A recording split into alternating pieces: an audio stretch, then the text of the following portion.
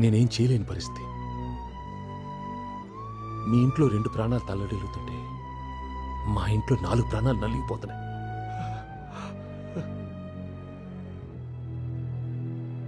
దయచేసి ఇంకెప్పుడు నన్ను కలవడానికి ట్రై చేయొద్దు.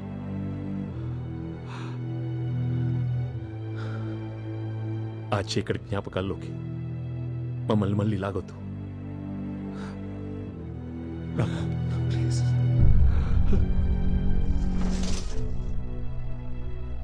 నాకు తెలుసు ప్రభా, వాడు నీ కన్నీళ్ళకి కరగడని. ఒక పోలీస్ ఆఫీసర్గా ఎన్నో అనాథ శవాలకి అంత్యక్రియలు చేయించాను. కానీ నా సొంత కొడుక్కి అంత్యక్రియలు కాదు కదా, ఆఖరి చూపు కూడా నోచుకోలేదు. చంపేస్తాను వాణ్ణి.